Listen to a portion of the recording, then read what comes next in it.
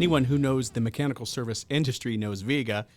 If they are in plumbing, pipe fitting, they are the go-to manufacturer and leading press technology supplier in the United States. So, Josh, thanks for coming on today, man. Absolutely. So we've got Josh here. He is a friend, a mentor. So I got to go back to it's 2014, and I walked into the industry, the mechanical services industry, working for a distributor, pipe, valve, and fitting distributor in the Macomb Group, right? Absolutely. And very well. And Josh, my manager says, there's a guy out there, Josh Dimacchia. He wrestled for St. Ed's, and if you can go out there and be like him, because customers love him, you're going to do great. So I was like, I remember that name. I remember Josh. So I was a Walsh Jesuit wrestler. Obviously, Josh being a St. Ed's wrestler, we have our kind of our rivalry with wrestling.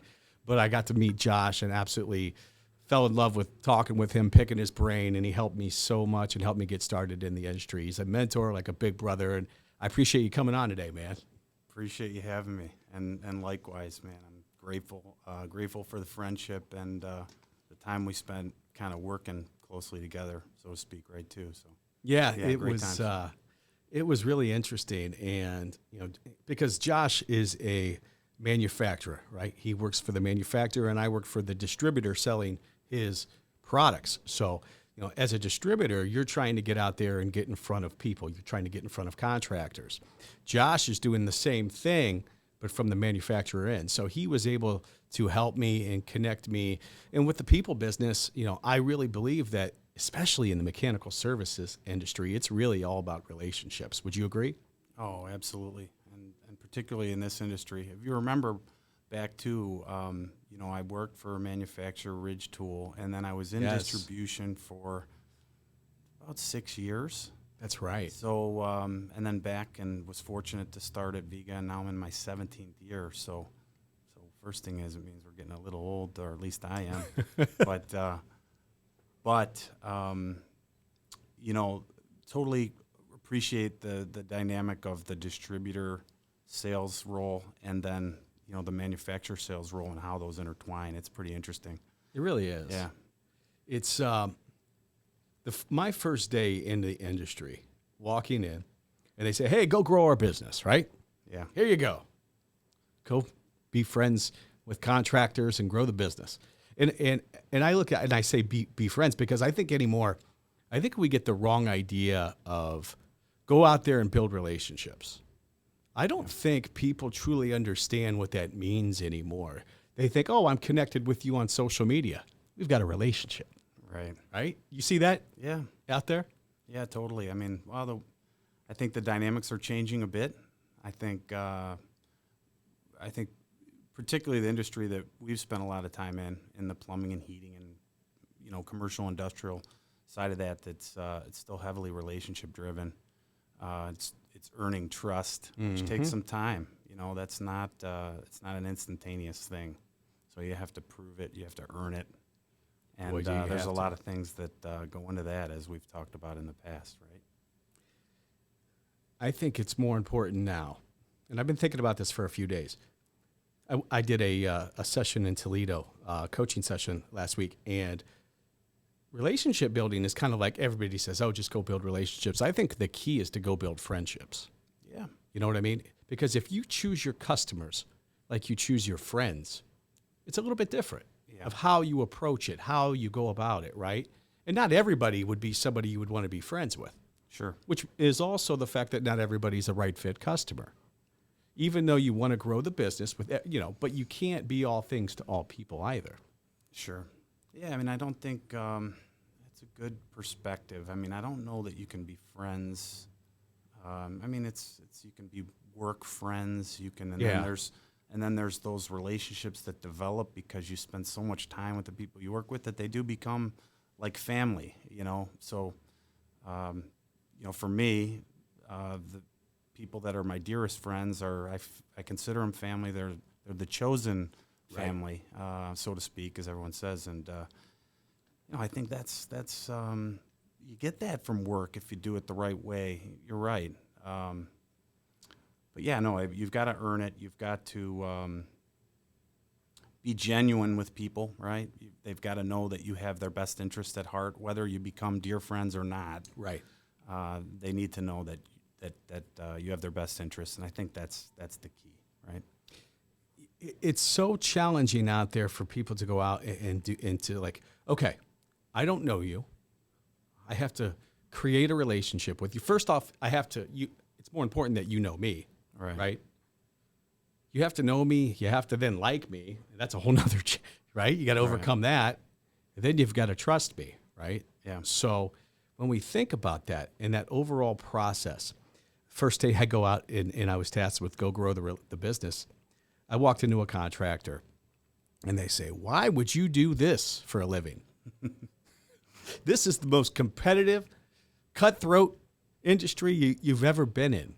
Right. And they go, good luck.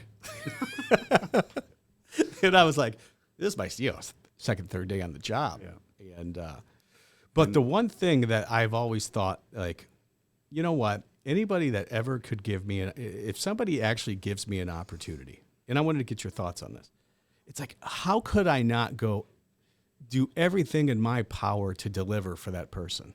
Yeah. By giving me a chance, right? Yeah. In your business though today, do people, is that the mindset still, do you think, out there of like, they gave me a chance, I have to deliver at all cost? Do you is that? Yeah, I mean, I believe so, because that's still how people are successful, right? Yeah. That you need to show them how you can help them with their business, and right? That's it. And that's how you become a partner. That's where it starts. So yeah, I'm sure in knowing you, that story you gave didn't scare you away, right? It obviously didn't. And, that's what you're looking for as a salesperson, or probably in any role. You get an opportunity, you especially in sales, you push with urgency to solve their problem, to solve their needs, to deliver, like you said. And that's how you start to pave the way to that trust we're talking about, right? That's it. You need that opportunity, though. Sometimes you have to be pretty persistent. Sometimes you got to have a lot of perseverance to get your chance. But if you're the right type of person and you have the right type of motives, to help people succeed, help them, like I said, improve their business, find out what they need. Mm-hmm. It's not all about us as salespeople and closing a deal. It's the satisfaction of trying to help somebody grow their business and offer solutions that might, make them more money. That's and absolutely. make them more profitable. So. Because they're looking at it from the viewpoint of what's in it for me. Why should I work with you? Yeah, and isn't that human nature, right? Right. I mean, I think, we're sometimes as humans a little bit defensive, right? A little skeptical.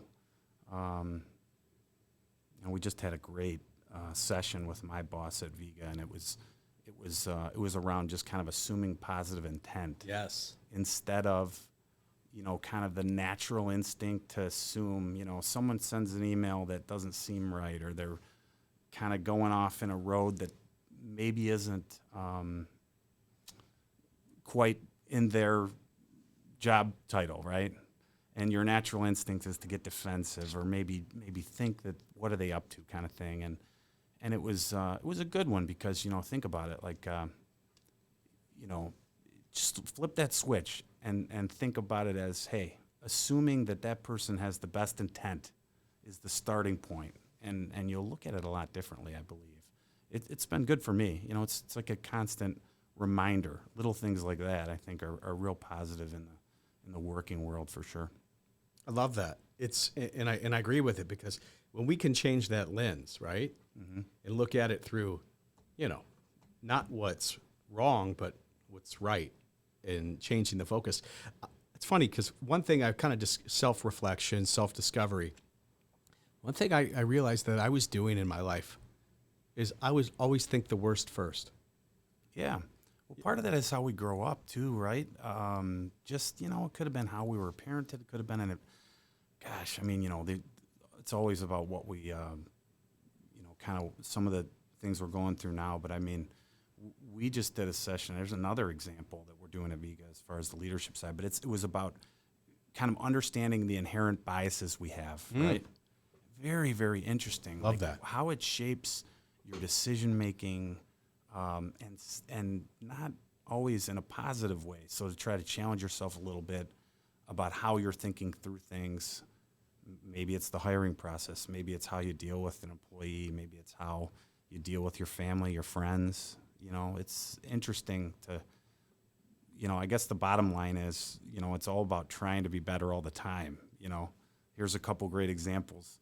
We're analyzing how we think, but at the end of the day, it's just trying to be better all the time. Just trying to find a way to be better at work, try to be a better parent, try to be a better, you know, husband, brother, sister, friend, whatever. Right. You know, Because when we really look at it, we're in the perception business. Everything is, it's how are we being perceived by the other person, Sure. right? So how am I being perceived by my son? How am I being perceived by my customer? You know, it's their perception. I think I'm one way. They might see me completely in a different lens. Totally. And you know, don't you want to have those type of relationships, whether it's at work or at home, where we could talk freely about, you know, whatever, what they see. You know, they can give critical feedback to you, you know, even your kids, if they see something that isn't not working for them, right? That'd be great to have that type of relationship. So I agree there. I love that. And like I've opened myself up to be able to finally take critical feedback from my children. yeah, You know what I mean? Where I was like, I'm your parents, like, because that's how I was raised, right? Right. It's like, you know, and we've had this conversation before, Yeah. you know, with how we are wired and where we come from, like you mentioned earlier, right? Yeah, yeah. So tell me a little bit about your childhood. How were things coming up in the Dimacchia household? Yeah, I mean, it was probably more typical of that time, right? You know, from what I know, just kind of you did what your parents said. Yeah. You know, I think I had loving parents. They loved us. You know, that's the bottom line. I think, and that's what kids need. They need to be loved, of course. We've talked about this as well. That's the basis of being a good parent. You know, as you get older, you can reflect and see, you know, some of the things that maybe weren't exactly right. But no, we had my father had very high expectations for us. You know, I learned a lot about loyalty and respect, and you know, certainly things that I try to carry with to this day. But he was a very passionate guy too. So, you know, and same thing. You know, my parents my mother and father helped me out a lot. So, you know, that selfless type acts that parents, you know, that's our role. That's special. So. Very, very much so, man. And respect, you know, and loyalty, two things that you see a little bit less of maybe today. Yeah. In the world today. And, you know, it's easy to let your kids get away with things. Sure. That's the easy way, right? Right. It's a little bit more challenging to maybe do the right things and have those tougher conversations and making sure there's a standard, right? There's guidelines. Yeah. Oh gosh, parenting I think is probably the hardest job. Oh in my the world, gosh. right? So The hardest thing in the world, right? we could go off in many tangents with this one, but I mean, right? It's you're right. If you're you got to hold the line when you say, hey, there's a consequence to this. That's not always easy to do, but you've got to hold the line with what those consequences are for your kids too, right? So you grew up in a household with, you know, there's high expectations, right? Yeah. High expectations, I imagine, for, you know, to get good grades, high expectations to do everything, you know, the right way, right? Yeah, Right absolutely. way, wrong way. So through your years, right? So did you play football and wrestle as a kid? Yeah, I mean, growing up, I was it's a big sports family. I mean, Okay. my older brother was, you know, captain of the football team, wrestling team, and baseball team. Oh, wow. At Westlake High School. So Okay. he was a really, really good athlete, and you know, just a tough kid. He's 6 years older than me. 6 years. Yeah. Yep. That's an interesting dynamic there. Yeah, I mean, it's generational difference, right? So, but yeah, no, I mean, he was on football teams that made it, as far as to the states, state semis and stuff. I mean, they really were really tough team. It was fun watching them. Yeah, so very sports-driven family, a lot of sports. I grew up baseball, football, wrestling, so I loved the most. The sport I loved the most was the one I was doing at the time. Always, right? Yeah. And then as my career, for sports at least went. I mean, I played football through my junior year, and then my senior year I didn't play because I had knee surgery.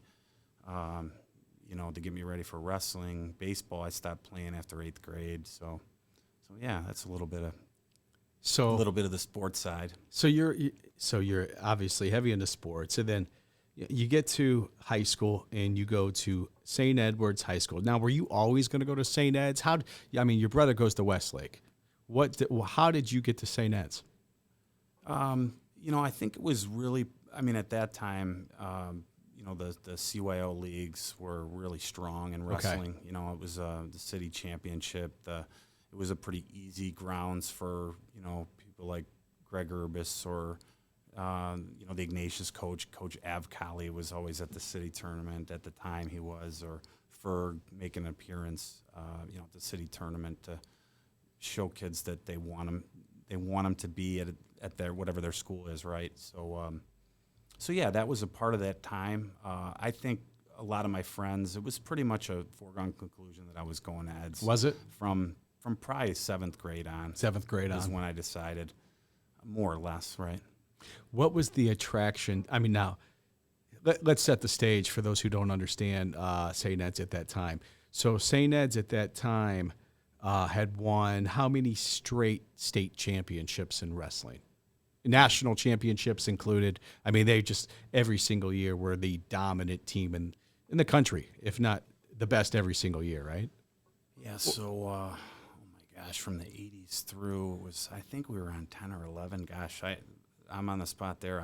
I'm not 100% sure, but it was a good run. Through my freshman year, St. Ed's won it. So it was like however many in a row, maybe 11. So, that's a dynasty that most, not only sports and schools and states, but to win 11 straight state championships, any high school, any sport, that's like unheard of. Yeah. That's a run of all runs. It's pretty special. Yeah, totally. It's a heck of an accomplishment, and again, something we've talked about before, but there's no easy road to that. It's not like it just happens because you did it the previous year. You've got to find a way to reinvent every year. Yeah. To be better. But that gets harder and harder because you got a target on your back. Yeah. Right. Right. So I got to ask you, because like Howard Ferguson, and we need to educate people a little bit on Howard Ferguson and who he was, because the younger generation, they don't know, who Howard Ferguson was. Maybe they didn't grow up in Northeast Ohio, and wrestling wise, Howard Ferguson. So he started the St. Ed's wrestling program, correct? Or he didn't start it, but he took it over, right? He started this kind of dynasty, I guess you could say, right? But there was people before him, and so probably not fair to say. But St. Ed's had wrestling from a long time back, and some pretty good wrestlers, but nothing like what he accomplished and kind of how he steered the program and the way he did it. I think his mindset. And so listen, so the thing is for me is I was a sophomore when he passed, so I was still pretty young. It was early on in my sophomore year before the season. So I only had a year. I was a freshman at Ed's, and you can remember back to those days, it wasn't like I was a starter.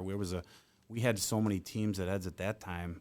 We had, a couple freshman team. I think we had a JV team at that time, green, gold, and white varsity teams. There was hardly enough room in this gigantic wrestling room for people to fit in. We had so many people there wrestling, tons of talent.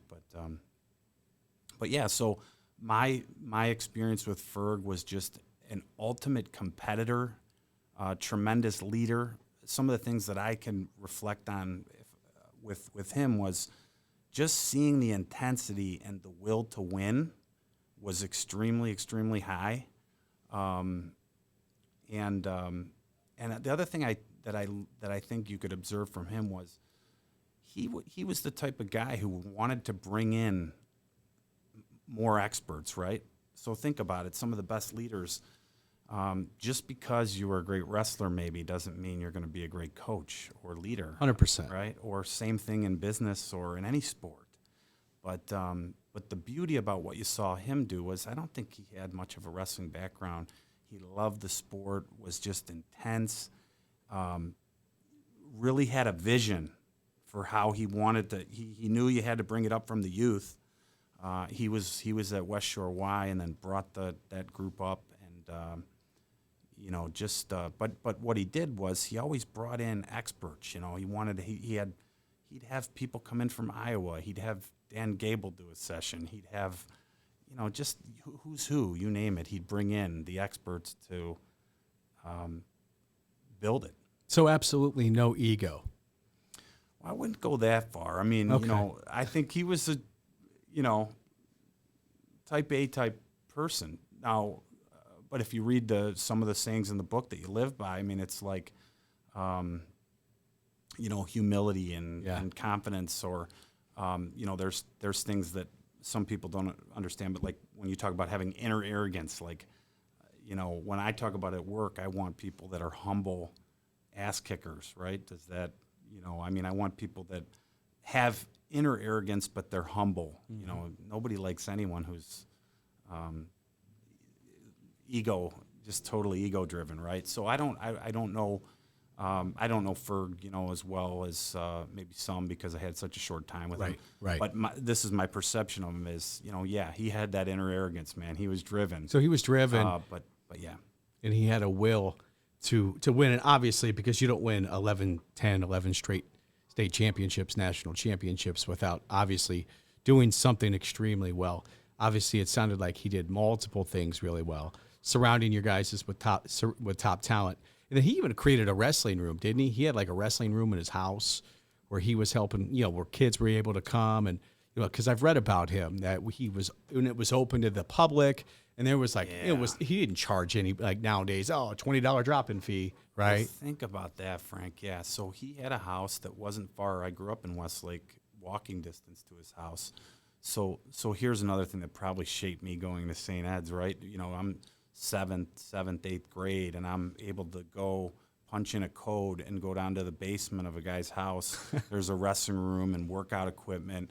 And then I'd see these older kids in there, having I don't know if you remember those ab machines, that you put the weights on it, you do crunches. Yes. It was probably more of an late 80s thing, but I remember there was those. some around. Oh, yeah. And he'd be doing competitions with some kid, some high school wrestler, like how many they could do, and he's, just battling them, and these are some of the memories. But and then there'd be, who's who of just tremendous wrestlers. But you're right. Think about that from giving back standpoint. Just allowing anybody in the neighborhood, anybody who wanted to be a wrestler, anybody who wanted to get a workout in, come on in. My house is open. I mean, that's talk about a giving person and somebody that wants good for people and wants to advance the sport. Right. When you give like that, you're going to be successful because it comes back. It boomerangs back to you. It always does. Yeah. And he wasn't doing it to receive anything in return. It's just the way it works, right? And so he passes away unexpected, right? Right. It was complete shock, heart attack, I believe, something like think that. I'm not 100% sure. Aneurysm or Something. something. Yeah, Okay. something in that world, right? But it was just a total, snap of the finger, and he's gone, right? And Right. I can't even imagine how the impact. I mean, you have your patriarch, you're the head of the CEO of the program, multiple state champions, national champions. I heard it was probably one of the largest funerals. I heard the calling hours were just lines of people to come in. Yeah, again, think about coaches that have made an impact on you or anyone that's made an impact. And he made an impact on a lot of people. Yeah. And again, with the sport and beyond that, I'm sure. I don't know his personal life, but so much. But yeah, I mean, it's an impactful person that did a lot of great things and was taken too soon, of course. Right? Yeah. So Coach Urbis comes in, Yeah. takes over, right? Yeah. And he then is there for your last 2 years, right? Yeah, Your 2.5, junior, right. Yeah. Yeah. My sophomore year, junior, senior, right? Right. Yeah. So, I tell you what, so totally different person, Yeah. Coach Urbis is an ex-Marine. He's, where Ferg was a, businessman, by career, and Coach Urbis had kind of dedicated his life as a teacher at St. Ed's, and an ex-Marine. So again, a little different mindset there, of course, Right. too. Football coach, freshman football coach, I believe. Maybe he recently retired, but had done that for even all through the years as a freshman football coach as well. So It's a completely different leadership style, I imagine. yeah, Yep. And now you guys have to get used to your new head coach. Yeah, and Coach Urbis was always involved with the freshman side of it, and he was well known, but still, yeah, it was a amazing choice, but probably not an easy one. I don't know. I can reflect back now as an adult, knowing totally different than Ferg. Mm-hmm. There had to have been a lot of controversy around that. But man, here's what I take away from this is that he made it his own.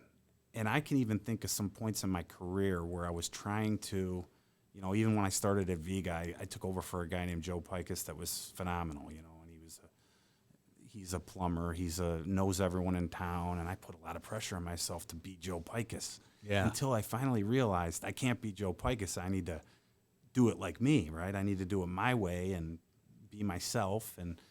And so in a way, that's a kind of the way Coach Urbis did it. I mean, he ran it his way. And man, did that turn out to be unbelievably special and amazing, in itself. Mm-hmm. What he carried on, but not necessarily exactly. He's not Ferg. But man, what a guy. Think about being in his shoes. You're told you're going to, because the way I understood it, he was pretty much told that, hey, you're going to take the program over. Yeah. Right? Like, you're our guy moving forward. That's right. I don't know that for a fact, but sounds right, yeah. So that had to be such a challenge, like for him to be like, here I am replacing this, Ferg, this huge name, this huge image, right, in the community, and and then you're not even talking about the results on the wrestling mat, and he probably that first year had to figure out his way, right? I mean that had to be really hard because look, when I started my own business, I'm sitting there trying to beat John DeJulius, right? I'm trying to use and it's not, I'm not, and I can't be. Right. So I got to be Frank Favaro and do what works for me. Yeah. You had to figure out what worked for you. You're not Joe Pikus. We all have to figure that out because we can't really be our authentic, true selves and give our best to others when we're trying to be somebody else, right? Yeah. No, I tell you what, that was a big one for me. It's a good thing to learn, you don't have to do it exactly like others do. I mean, you have to fit within the ethical and Sure. Kind of guidelines of how you want to live and all that stuff. But you really need to own it and make it your own. So. I read this and I did, when I look back on this. So Coach Urbis's first year, he didn't win a state championship as the head coach. Right. So was there a little bit of like questioning around did we pick the right guy? Because that was the first time they hadn't won a state championship in a long time, right? Yeah. Like a decade, 11 years. Yeah, So if I remember right, that was the year that Ignatius won it, I believe. They had the two Collins brothers and Did Mike Buddy, 3 state champs. And so yeah, I don't think, maybe from the outside, that's Right. kind of how it seemed. but internally, I never felt any of that No. as a student there at the time. And Coach Urbis is such a special person that there was no doubt, at all, kind of where that thing was going. I just picture the outside world, being like, whoa, they've you win 11 straight state championships, and then you have a new head coach and he doesn't win. Right. That could be like, oh, so Here it it's goes. interesting. Eds is going down, right? Right. That's probably what everyone was hoping, So as you go through the program, you had an extremely successful career, and you got hurt, right?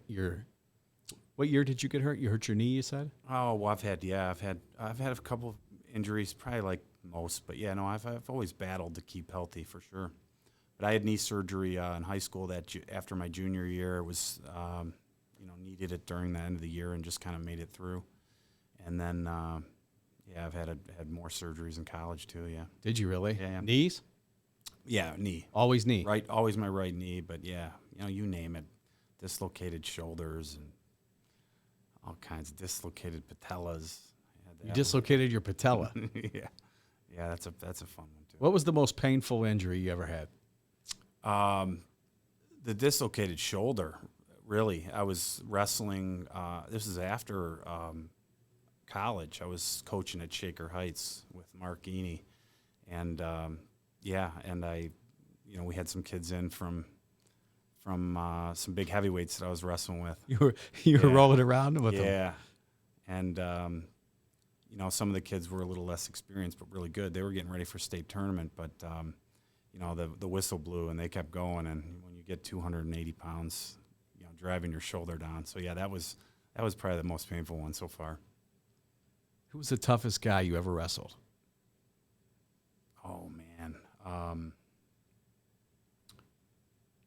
I think there's so many tough ones at Ed's that you could list. I mean, for different reasons.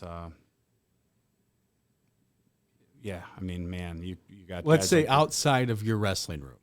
outside of it. Yeah, that you competed against in a match. I know because you had some absolute monsters that you wrestled with in your room. Yeah, But yeah. outside, let's say. Yeah, I mean, you've got a lot of different rivals, of course. You know the one. We've talked about it. I mean, I had a good one with Walsh and seemed to wrestle Damon Williams a lot from Walsh, so that was a great rivalry. Not a ton coming to mind. God, there was just some hammers in college. I mean, I can remember. Who was the hammer of all hammers in college that you ran up against? Man, I remember there was a guy from West Virginia. His last name was Morrison. He was just really a bear. Yeah. And 'Cause what weight were you in I college? wrestled 77 and 90 177 and 190 a few times. So you guys are all just absolute jacked up, strong, athletic freaks. That's a weight class that's just. Well, all those kids are big. Yeah. It doesn't matter what weight Yeah. or what. Everyone in college is, it's a physical game, man. You get beat up. So, yeah, I mean, you hold your own, but it's really interesting. You'd see kids get whooped one week, and the next week, they're winning against the same person. It's interesting. It's a lot of it's mental and physical, of course, but a lot of mental side that we've learned. I wish we knew, even, then what we know now, right? But Amen, man. But 90%, right, is mental. I mean, it's yeah, and life is. I mean, and it's the same way. Success in a wrestling room, success in a baseball field, success, anything you do, business, professional, it's all mental. Everything is mental. It's a mental game. Life's a mental game. Yeah, I agree. I mean, that's the edge. You're looking at that copy right there. It's there's been many times where, you got to get through something and you reflect on a saying or a quote or, whatever to kind of remind you, and I think that's what it is. Life is just a constant reminder, constant either reminding yourself or learning more or just fighting to be positive, and I think that's the right way to live. Yeah. Yeah. So you're part of this St. Ed's dynasty coming up, and then here comes this Walsh Jesuit team, right? And I want to get your thoughts on this team because you start to see them they have a group of guys and they have a good team. What was your thoughts on this Walsh team that was starting to come up and make some noise? Well, so I could tell you how I felt then. I mean, listen, I back told then. you at that time, I've taught loyalty, I'm taught, respect and pride and all that stuff. And, I didn't like my competitors too much, so I wasn't a huge fan of Walsh and, but man, here's the neat thing is through life and through a lot of my friends at Kent and then wrestling with guys from Walsh at Kent and it was cool to see a different side. It's great to hear stories. I can't hear enough of them. That some of those stories and those kind of rivalries were just so exciting and awesome to see. But no, at the time, God, I didn't like Walsh. I thought it was really an us versus them. It was a battle. I didn't want to lose to Walsh. I didn't want to see anybody on our team lose to Walsh, right? But that's kind of how we are. That's just the competitive side. So we were getting put in our heads that we're taking down St. Ed's. Yeah. And go get them. You want to be a part of this, Yep. From the youth level, because this is what we are coming to do. And Barger respected St. Ed's. But my goodness, did he want to beat St. Ed's? Yeah, of course. And it was, and he would tell us when we weren't training hard and he thought we weren't like where we should be, he would mention where Ed's is probably doing right in that room because he wanted to kick your guys' ass. Absolutely. He really, really did. Absolutely. And in that, you get the, whatever the coach is, the leader, you get the mindset of the leader, whether it's business or sports, you take on that. Yeah. Right. And, that's what it was. Like, we want to absolutely beat these guys.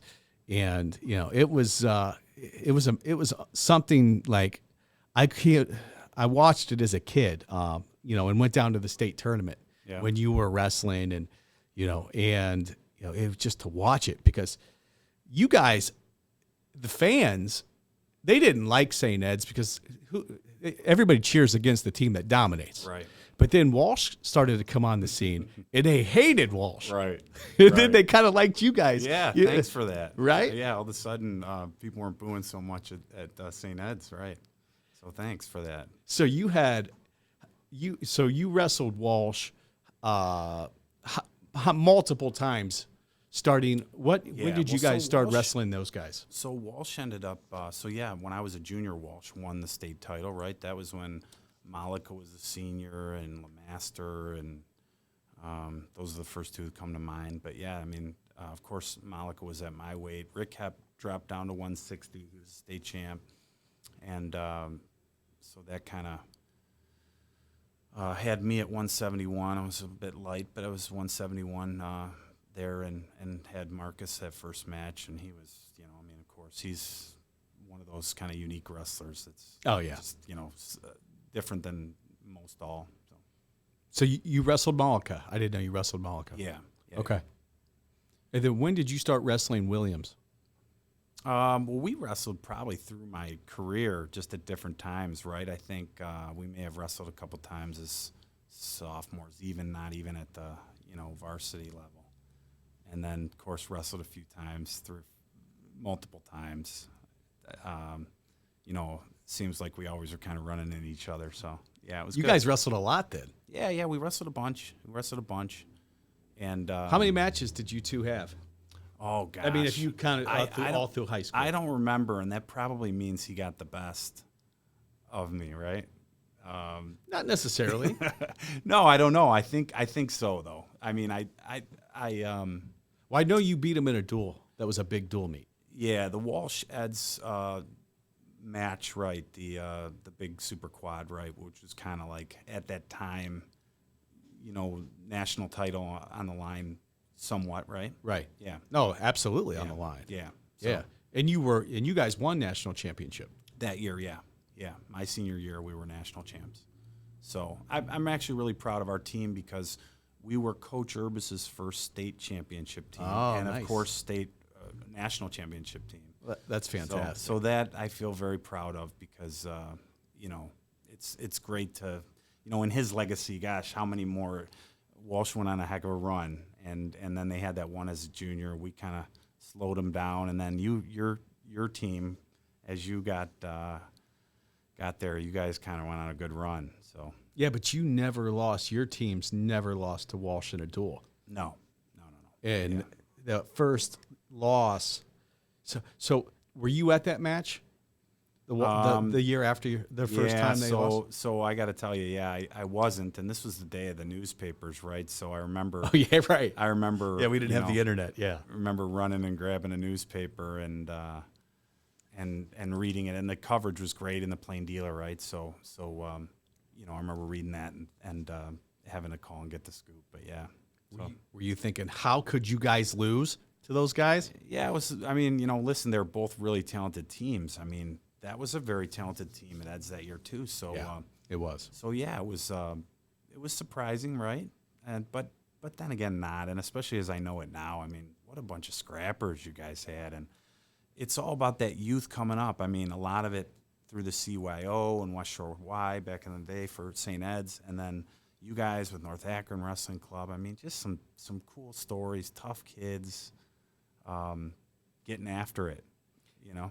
I got to ask you this. I went back and listened to Damon Williams's podcast that he did on the Coffee and a Mic, and he talked about how his dad and mom, to motivate him against you, he'd open up his sock drawer, and there'd be a picture of you. And they started planting pictures around the house of you. Funny. That's pretty funny. Because it shows me they've got a good sense of humor too at the Williams house, right? Because you got to have a little bit of fun too, you know. That was pretty wild though, you know. Like, and I think like, you know, his dad and mom were, and his dad was a really interesting cat anyway, you know. Yeah. But they thought you were, by far it was you and it was him, and you guys were the two. Like, you know, you were going to go out. One of you is going to win the state title, right? Yeah, and that was kind of the mindset. Right. Probably that, you know, his junior year, my senior year, right? Was the hope that maybe we'd meet in the finals, but it didn't work out that way, right? So yeah. But no, heck of a wrestler, and just my hat's off to Walsh. As I reflect back, I mean, just pretty neat to hear the different stories of people and how they grew up differently. But you know, wrestling's a tough sport. You know, we all know this now. It's easy to reflect back, and the stuff we learned from it is amazing. You know, the lessons we've learned. You know, I'm thinking of the persistence and perseverance, especially stick in my mind. I mean, think about that from wrestling, especially any sport. I love how sports compare to business and how you can learn the life lessons that translate so well, but especially wrestling. God, our practices were. I mean, at Kent they were. This isn't an indictment on Kent, but it was a letdown going from St. Ed's practices to Kent. The only difference was from the physical side of Kent. I mean, there's grown men, and they have that grown man strength. But, and I'm sure that was like that for a lot of others. I mean, we weren't Kent at that time. Maybe wasn't elite like a Big Ten, Iowa, but whatever. But still, you know, going from a high school program, it was a letdown. A little bit. When you think about at the level of your high school program, we're not talking about any high school program. We're talking about one of the top, if not the top. Your senior year, you win a national championship. You're the top, number one team in the country, right? So your stands when you go and you have a dual meet, standing room only. Yeah, right. Right. You go and wrestle in college. I would bet $1,000 you had less people in the stands in college than you did in high school. For me and for us, it was, right? It was some family and a handful of friends and maybe a couple girlfriends here and there. Hopefully. Right? Yeah, right. And that's it. But when you think about that, that was a letdown also. Yeah.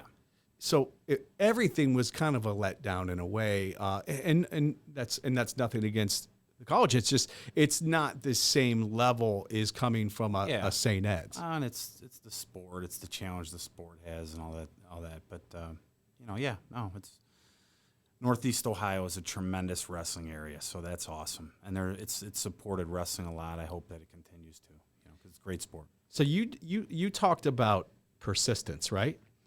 So what are the three things that you take from wrestling? Let's say the three ingredients that you take and that you implement in your life today, in your career. Three things you've learned. Three things that you think is the recipe for success that you've taken from wrestling. However but what do you think they are? Well, I'd start with those two. I mean, listen, I think any one of us has had, and I've learned this through with my kids. I mean, every now and then you're going to have a bad coach, or every now and then you're going to have a boss, or you're going to have a situation at work that's difficult. So I'd say persevering through that, challenges in life, challenges in personal life and work. I mean, how to tough things out. Man, if you've been through these practices and these battles and competing and just scrapping, I think you can get through anything, right? So perseverance, being persistent. I mean, there's no easy way. You have to get after it to win, and I don't think anything that's worth it. Anything that's worth anything. This is a wrestling lesson, I believe, or what I've learned from sports and wrestling in particular is really there's just no easy way, right? Anything that's worth anything is going to take a lot of work, right? And I don't care if that's a relationship or a win with a customer or, getting a better job, becoming more successful at what you're doing. I think it's the work. You got to put in the work, or you're not going to get there. So I think persistence, the perseverance, being able to kind of get through tough times. Love that. And just what would you be your third? What would you be your third? I love those two, and I think they're awesome. Yeah, if you had one more ingredient, that if you could build the perfect athlete or the perfect salesperson or what other thing do you think they need? Well, it's mindset, okay, right? So, and that's a tough one because there's a lot of dynamics. We're talking about those biases I mentioned earlier, and the things that shape us and our own experiences. But positive mindset. It's Ferg's book. It's The Edge. It's about trying to have the mental edge. We all want. It's trying to be positive and stay. I mean, heck, it's who do you like to be around? It's just as an example. We all want to be around people who are positive. It's tough if you have someone on your team that just is negative too often. Maybe they don't realize it, but is an example in life now, and it's the same thing. When you're younger or you're trying to battle through something, you gotta stay positive. You gotta get that mental edge. That's the edge. It's right? The edge. It's to try to start it at that young age to figure it out, but it's not so easy, right? You need the experience. You need more experience, and some do, and that's the idea. The light bulb clicks sooner. For me, it just was an evolution, right? Right. Yeah, I don't know if so. We're looking at The Edge here from Howard Ferguson. So The Edge is really unique because he created a book of quotes. Correct. Mm-hmm. He searched out I think he did this book, and we looked at it earlier. I think it was the first pressing was 1982 or 1983. So he searched out the world basically, and top coaches, top athletes, top business professionals, the who's who in pretty much every industry, everything out there, and he got quotes back. Can you imagine doing that in this time where you had to write letters and make phone calls to put a book together? Yeah. No, I mean, I tell you what, right? Putting it together was a lot harder right? Right. And certainly a lot of respect for that process. You know, it's so true. You said some things there with the three key things, and I love that what you said. I watched a video the other day with Jordan, the former St. Paris Graham coach, and he talked about the three key ingredients that he thought to be a successful wrestler. Mm-hmm. And the first is great technique, right? You got to have great technique. Mm-hmm. And I thought about that, and I was like, that's transferable in everything. There's business technique too. How we go about our day, right? There's technique involved with the interactions we have with people. There's technique of how we manage our correspondence and our email. Do we have good technique, right? Yeah. Technique it's everything, right? So just a quick pause on that one, because I think that's very interesting, and I definitely agree. If you look at any good sports team, or you look at any, they do the little things, they do the basics. So I think sometimes we make it more complicated than it needs to be. Like, technique is the basics. It's the basics. So you do the basics over and over and over and over again. So it's muscle memory. And the same thing, like you're talking about, if you want to be a great salesman, or you want to be a great lawyer or doctor or pipe fitter, or whatever, you've got to do it over and over and over and over, right? You do. The basics. It's the basics. Yeah, yep. It's being brilliant at the basics. Right. It's everything. Yep. And we want to get past the basics because, they're the basics. But most people haven't mastered the basics. Yeah. That's the challenge. Yeah. They're looking for a silver bullet that doesn't exist, right?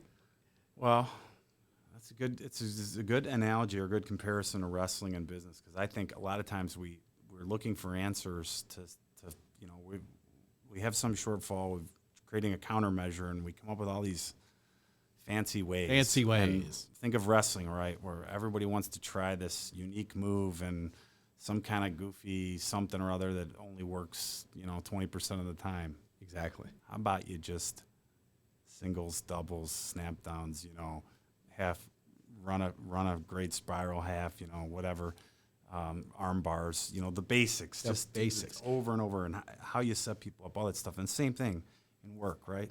Just let's get back to what gets you. It is a proven roadmap to success. Yep. If you don't have a good stance in any sport, you don't. Yeah, that's your foundation. It's your foundation, right? It's the most basic of basic things. If you don't have, and you think about business, it's the exact same way. It's the basics, but the basics, that couldn't be it, right? But the biggest gap in life is people knowing it and doing it. Yeah. You know what I mean? Yeah. So get back to the basics. Jordan, second thing he said was, so we've got technique. The second thing he said was horsepower. You got to have horsepower. Okay. And that makes sense too. Strength. He's just talking about strength. Yeah. He's talking about strength. Yeah. He's talking about flexibility. He's talking about that all goes into horsepower. Business, we got to have horsepower too. We got to be willing to have the energy, have the gas tank to not, I think you got to keep going. Yeah. And I think the analogy there, to me, at least in my mind, would be talent, right? I mean, no team can win or that's strength. That could be inner strength. That could be, the kind of social skills that you need. It could be the knowledge you need, whatever your job is. But I agree. Yeah. I mean, I think to me that the analogy is like tied to you need talent on your team to win, and you got to be strong.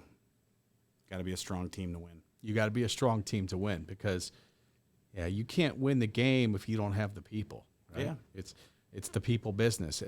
Sports, teams, games, people. Right? Doesn't matter how good one person is. You can only accomplish so much with one person. So we've spent a lot of time on this lately. It's about it's about development, right? Right. I mean, even we've been in the career for a while. All of a sudden, we're becoming people with experience, but it's continuous in development. It's getting experts like you to train people, and how to be better, how to serve the customers better. It's that side of it. It's constant, continuous improvement mindset. So, it's developing the people you have. It's bringing people in that fit, that are strong, like you said, that have the horsepower. Third one, he said, was heart, the guts, the heart, the attitude, the mindset, like you said. Yeah. Same thing as you said. It's really not that complicated. It's simple, but not easy. Yeah. Yeah. Wow. That's right. If it was easy, right, everybody would be at right a certain spot. It's just not. But so the good ones make it look easy. Yes, they do.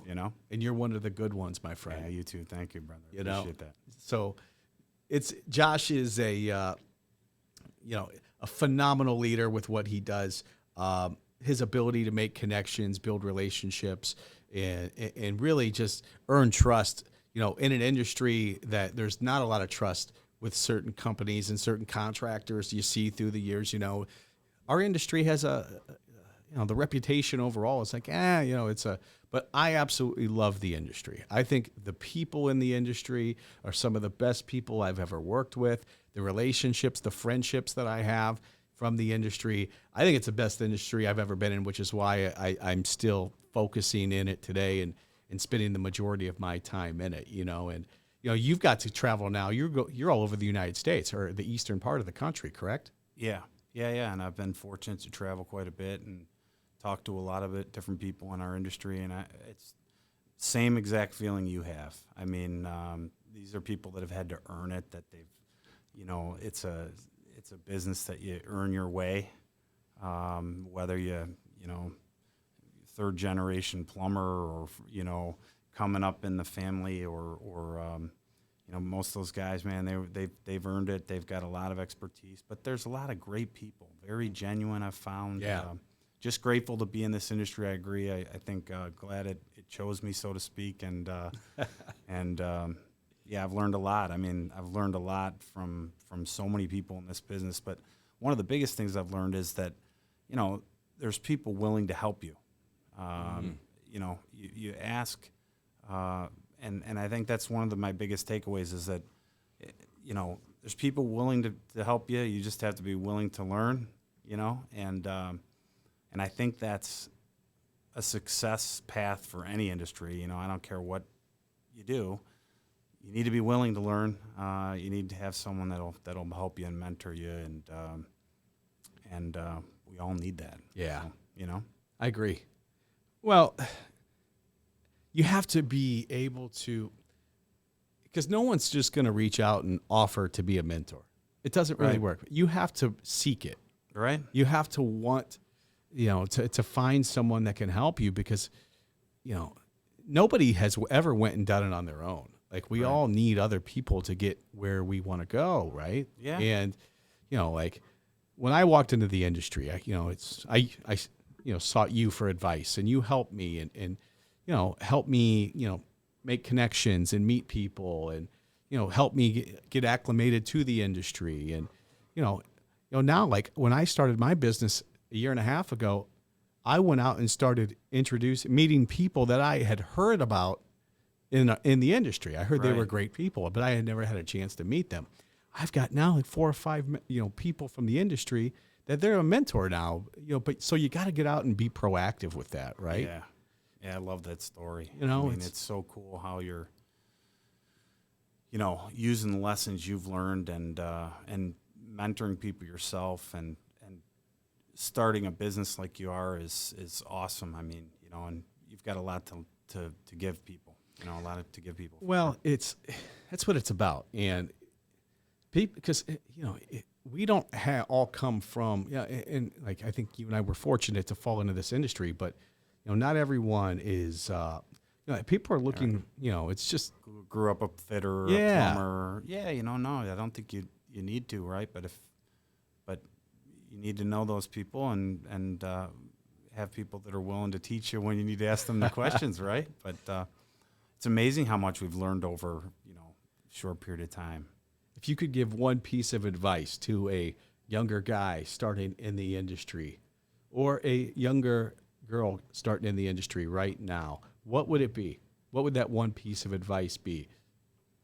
I mean, it's probably those two things. It's that's the nothing worth anything is easy, right? Okay. So don't give up on anything. I mean, don't expect things to be instantaneous. It's a road, it's a road you've got to be committed to earning. So I think I'd keep that mindset, and I'd also say that somebody asked me recently about just what do they think it takes to be successful, and I said you surround yourself with great people. So it's that asking for help, and you can't win by yourself. I don't care if it's your own business, you're on a team, you're sales director, you're a plumber, you're a doctor. You need people to win. You need good people. You need horsepower, like Jordan said. I mean, you can't win by yourself. So. And horsepower could even be your people, right? Your team. I mean, that's a good way of looking at it. There's your horsepower, in business. It's your people. Yeah, I absolutely is. You're right on. It is your people. Your strength is your people, for sure. Yeah, it's really interesting to think about. Yeah, I love it. It's good stuff. You got a favorite quote in this book? Oh man, if you looked at when you see the one, if I show you mine, it's highlighted all over. I mean, one stuck with me for a long time. This Paradoxical Commandments of Leadership is one that stuck with me for a long time. It's what's the guy's name? Kent Keith, but it was also attributed to Mother Teresa. It's like, hey, listen, there's people are going to be illogical and unreasonable sometimes, but do the right things anyways. And sometimes you do the right things and you win false friends, but do it anyways. Do it anyway. Yeah. It's a kind of reminder that it's that humility. To me, it's grounding. Like it isn't always easy to do the right things, but you do them because they're the right way to do it, right? So I don't know. It's what you're doing when no one's watching, right? Yeah, right. Yeah. So, and even again, if it's looked at with negativity, sometimes that you still do it. 100%. So that's probably one that sticks with me. But oh my gosh, I mean, this book, they're littered through my house, and I try to reflect on them and use them when I need them too, as a reminder. I'm going to end the podcast with this one, and we're going to use the great Bernie Kosar. We're going to use his quote. Can't go wrong with that. Can't go wrong with that. So here's Bernie Kosar's quote, who is in The Edge. Although competition is important, you must put it in perspective. If it's overemphasized, you lose a sense of what you're doing. You'll stop having fun. Yeah. Well, this was fun. This was fun. Yeah. My man. Thanks for coming on, brother. Yeah, appreciate you. Yeah, absolutely. Enjoyed it. Till next time, everyone. It was good.